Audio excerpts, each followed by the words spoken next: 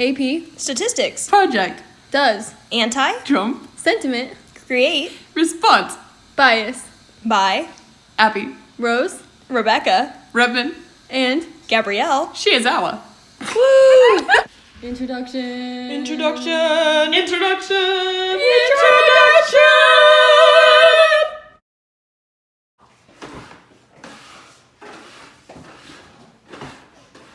Question. Can the wording of a question create response bias? Yes, it can. Our group of researchers wanted to find out if the wording of a question could create response bias. Our topic was whether or not people thought Trump was doing a good job based on the premise that some people are simply biased against Trump. Our hypothesis was that using the name Trump would yield more negative results because people tend to have a negative view of him. We expected that omitting the name Trump would yield more positive results because the term president sounds more official and is less controversial than the name Trump. We asked 25 people the following question. Since Trump has entered the White House, unemployment has gone down to the lowest level it has been since 2000. Do you think that Trump is doing a good job? We then asked 25 different people the following question. Since the president has entered the White House, unemployment has gone down to the lowest level it's been since 2000. Do you think that he is doing a good job? Data collection. Data collection. Data collection. Our population was Mesquite Walmart goers on Sunday, November 11th, 2018. Our sample size were the 50 people who entered the store and agreed to participate in our survey.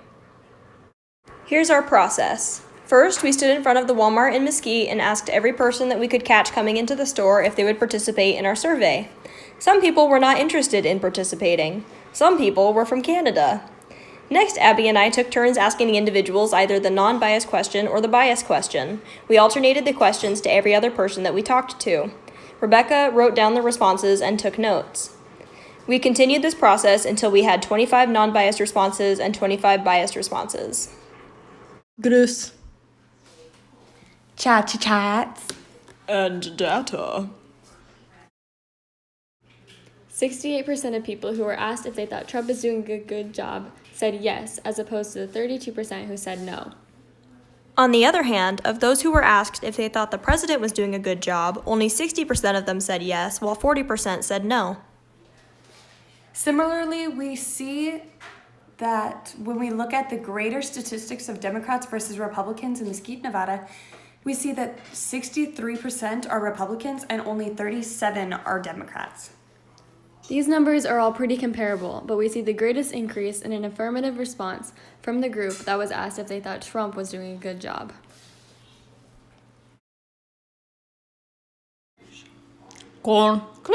Jean.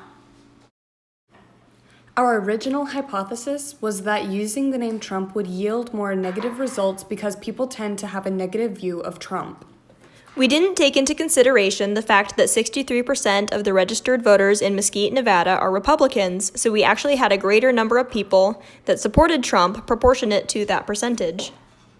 In the future, surveying multiple areas that had a different percentage of people affiliated with either political party might yield less biased results. Surveying more people than just 50 might also help. Also, we originally planned to go on a Saturday, which is Walmart's busiest time. Instead, we went on a Sunday, where we saw a lot of older people and not very many teenagers or other age groups, which could also lead to bias in the responses.